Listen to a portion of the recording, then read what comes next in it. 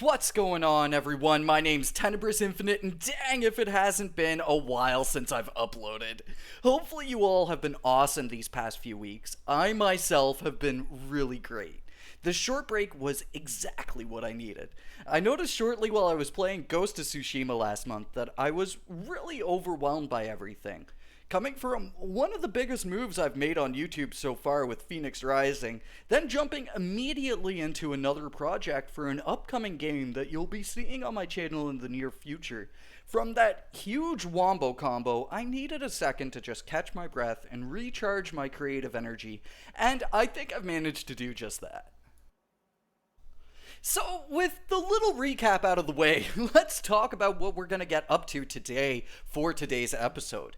Basically, the goal is to complete Enemy of My Enemy and hit max level. Easy goals, all things considered. I've routed out the last few missions I need to do to unlock Enemy of My Enemy, and getting that last level should just be a short harvester grind away. So, picking up with where we left off on making contact, back in Saltoman's naval base, we got this chewed up and garbled message from someone supposedly speaking Russian. After clearing some bunkers, we've managed to piece together the remaining radar array's locations. So, removing the ticks from each spot will clear our airwaves and reveal whether or not this contact is friend or foe. The first step we gotta take is taking down the Russaburget radio station, though. Taking down these radio stations is super easy nowadays. I remember when these missions were actually really challenging back when the game dropped last year, but now with experimental weapons, clearing out these spots should be an absolute breeze.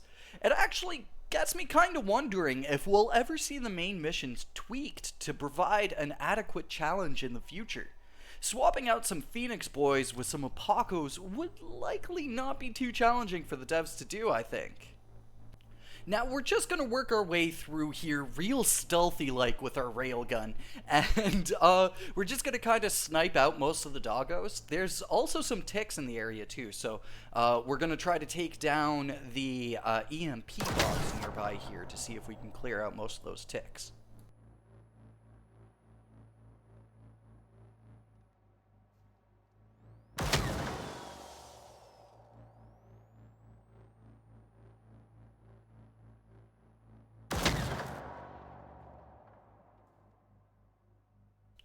Now we should only have one doggo left.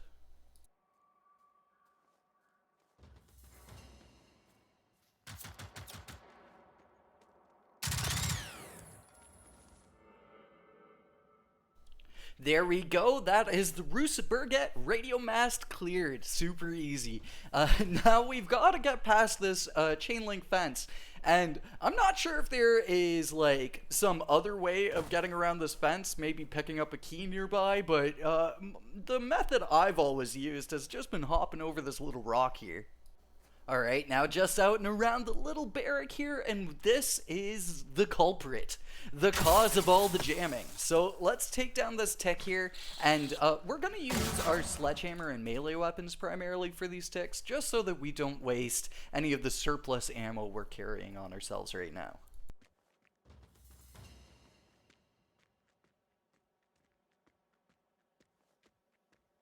Now with that tick out of the way, let's see if our message is any more clear.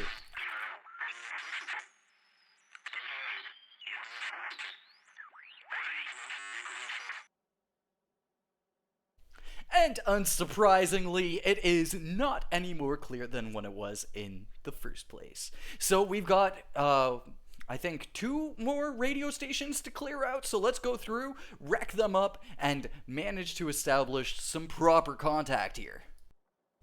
You see, and here is another clear spot. We're off at the Hagaboda radio mast, and this is a clear location that could do for a little bit of sprucing up in terms of the machines that we find in this area related to this mission. I really think that this spot would be prime for like an apocalypse harvester or something like that. But as always, I want to know what you dudes are thinking about this all. What do you guys think about challenges in the main mission line kind of being bumped up to match the current atmosphere of Generation Zero? Personally, for myself, I feel like it would make a lot more sense, especially with these apocalypse machines, for them to be the machines that are guarding very major points of interest across the map. So, after wrecking those mechs, we now have to get ourselves a key to actually access this radio station. But, sadly enough, it seems like we've got a level 3 rival harvester over here, kind of bodyguarding the police cars that have the key. So, let's go give this guy the good old 1-2 and get that key.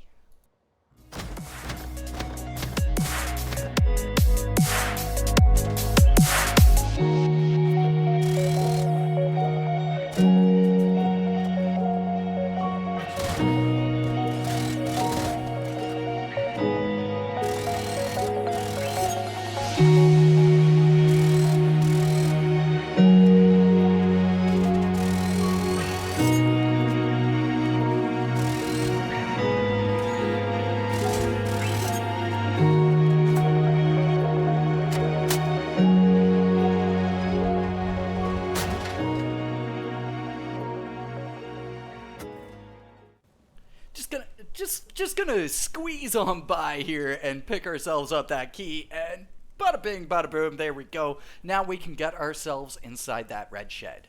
Not gonna lie though, it's pretty cozy here. Alright, with the key in hand and the sledgehammer at the ready, let's get in here and show this tick what is up.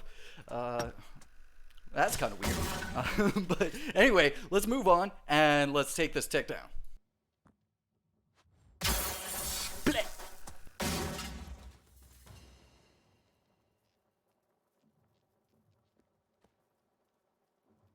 Alright, now with that tick jammer down, we can go off to the police car and listen in and see if we can hear anything interesting. Of course, the harvester just, you know, even in death, body blocking this police car.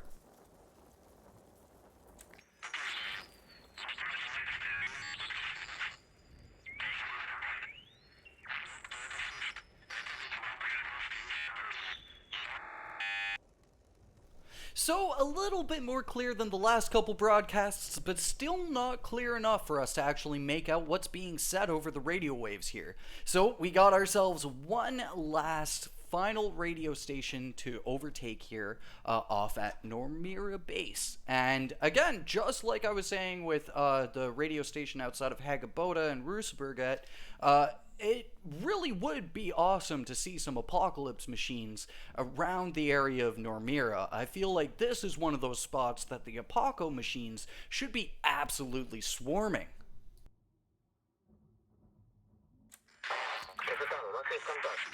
Hello, this is Sergei Kuznetsov, Lieutenant of the Soviet Navy cruiser Druzhny. We may have limited contact, so please listen. The Soviet Navy has been monitoring the situation in Sweden, and together with NATO, we are offering assistance. We believe we have identified the source of the aggressor and can provide a device to disable the machines. We will deliver this device to the estate of Volnosted on the northern coast. Please proceed there immediately. More intel will be provided on site. Repeat, the jetty at the estate of Volnosted, west of Hagaboda. We will provide a device to... So there we go, third time's the charm, or I guess in this case it's more like the fifth time's the charm. But anyway, we've managed to finally clear up the radio waves and have a brief moment of contact with our Russian informant who goes by the name of Sergei. Now Sergei, or at least what he represents, is incredibly important to this game moving forward, and is something that we're going to be focusing on for this episode and then for the next episode as well, with some of our discussion pieces here. Now today we aren't going to be discussing the whole friend or foe thing when it comes to Sergei, because I feel like that will be put in better perspective with the next episode, where we'll be clearing the final main mission of the game. But for today, what we're going to talk about is the implications that Sergei has on the future of Generation Zero, and we're going to do a little bit of speculation and theorizing as to how this could play out. Now, to speculate on what Sergei, Russia, and NATO all have to do with Generation Zero moving forwards, Now, we could really pick hairs and question whether or not Sergei is being entirely honest with us about NATO, but that might be looking at things with too much of a slanted eye, and it might be better to just take the information at face value here, as opposed to getting really crazy and hypothetical with things. So, realistically, if NATO is working with Russia, then NATO and the entire world are very well aware of what is going on in Sweden. A lot of times it can kind of seem like everything is very contained to Sweden throughout the story of Generation Zero, but one of the big things that this contact with Sergei confirms is that the rest of the world is well aware of what's going on and is likely deciding on what it can do on a kind of global scale, either to aid with the situation here in Sweden or to potentially investigate it. Now, that explains what is likely going on NATO's end, but doesn't really explain the Russian-NATO relations that we're seeing in the game here. Now, one of the things about Generation Zero is that it's very true to real-world history, minus the giant death machines and evil rocket-launching machines roaming the countryside. But back in '89, Russia was actually not a part of NATO. So Russia had no real sway in NATO's decisions or what NATO was up to. At the point in time, Russia was part of the G8, which was a group of 8 large developed countries, and 6 of which were actually a part of NATO. So likely Russia's contact with NATO on this entire issue is likely not direct. It's probably indirect through one of the various developed countries of the G8. Potentially.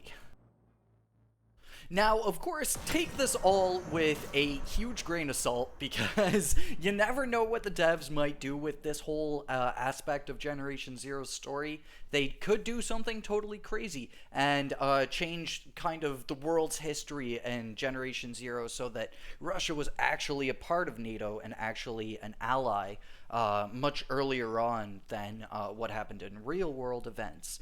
But on the other hand, too, this calls into question what we'll see from both Russia and NATO in the future of Generation Zero's ongoing development. Now, of course, this all kind of relies on Generation Zero getting to this point with its development, but on the other hand, we've heard the devs say many, many times that as long as we don't give up on Generation Zero, it won't give up on us. So I feel like it's safe to bet that potentially something like this could happen in the future, in which case maybe we'll see NATO make land here in Generation Zero's world, potentially on one of the islands or something like that, and NATO will be beginning to get set up. One of the big requests in the community is to see more diverse weapons from across the world. And one of the easiest ways I've always thought that we could see a larger weapon variety in the game is through NATO and through kind of like external assistance here in the game. So there you guys go. That's pretty much the most that we can kind of draw out of this whole Russian-NATO relation thing, at least at this point of the game. But I'm really, really hopeful that someday we'll be able to maybe even meet up with Sergei, if he is on our side again with the next episode. We're going to be really, really looking at things and how they span out from this point to the end of next episode, because I feel like it's really questionable whether or not the Russians are actually our ally or not. And for myself, I've only ever been through the end moments of the game just once. So maybe this time around, I'm going to be able to look at it with a fresh pair of glasses. But so far, our assault on Elnestedt is actually going really smoothly. I love this tank fight that we have in the first place. Again, it's a tank with a unique loadout, having both the rocket pod and the long range mortar on it. And I've said it many times before, but I would love to see these kind of unique loadouts for tanks become more common spawns across the map. I feel like that railgun tank really needs to become a common enemy to see.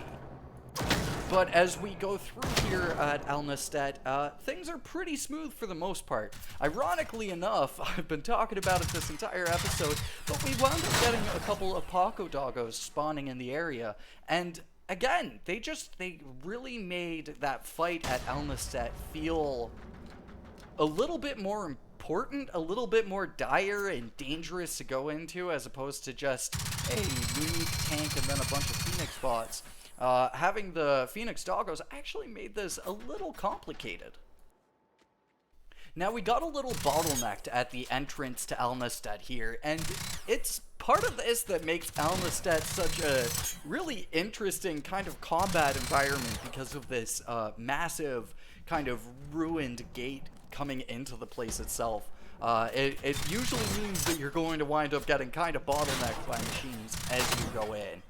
But as I'm fighting the doggos here, this kind of is a little bit of advice that I thought that I'd throw out to you dudes.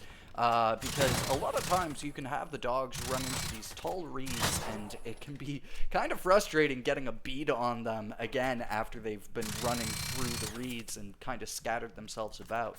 So one of the biggest bits of advice that I can give is when you're dealing with just one enemy in the reeds, look for that initial shot where that initial bullet's coming from, and you'll be able to use that to kind of pinpoint where the machine is at. And if you're dealing with more than one machine in the reeds, try to just focus your efforts towards one machine at a time as they're in the reeds, because otherwise you're just going to wind up doing a lot of wasted ammo and negligible damage to the runners.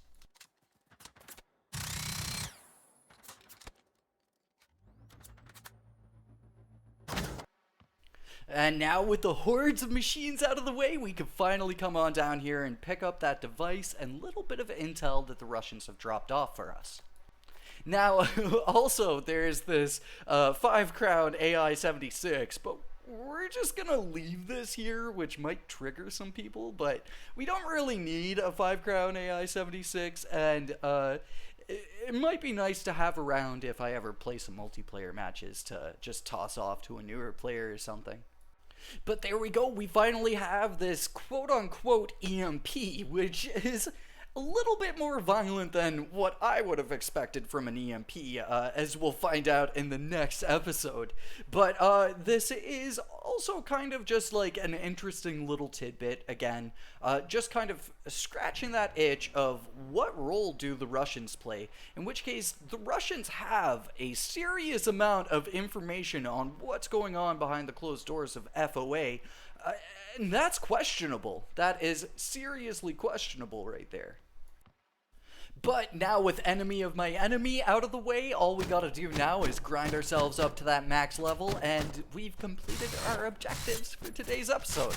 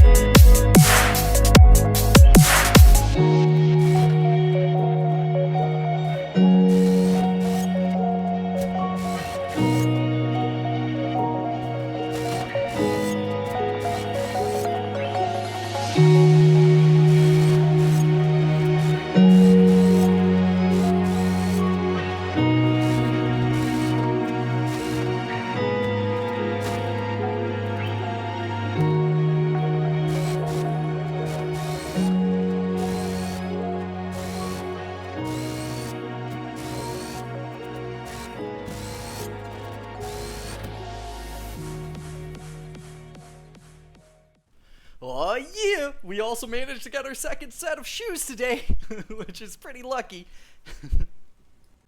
So now with our final level, we can finally apply our last couple skill points here. And I'm just going to be putting these into the combat tree, primarily just focusing on accuracy, because I've got a little bit of logic behind this engineer build, in which case basically any sort of damage potential that the engineer could have could be offset by just giving the engineer really strong weapons.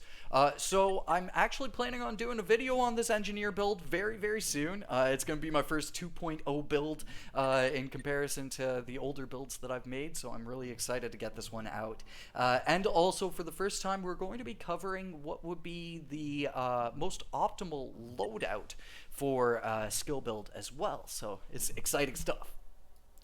But anyway, there you have it, my dudes. First episode in a couple weeks now, and I gotta say, it is so good to be back. I have missed the absolute crap out of recording and putting together videos and, just kind of sitting here and hashing it out. And I'm so looking forward to hearing back from you dudes on all of this Russian stuff, on how your guys' summer's been going, and all of that sort of good stuff. But thank you so much for watching. Hopefully you guys have enjoyed. If you did, consider hitting that thumbs up button. Look forward to the next episode and also the episode after that. I'm not going to spoil too much, but I've got something planned for episode 10 here because it is coming along the way. But yeah, again, thank you so much for watching. Hopefully you all have a great day, and I will catch you guys in the next one. Until then, peace.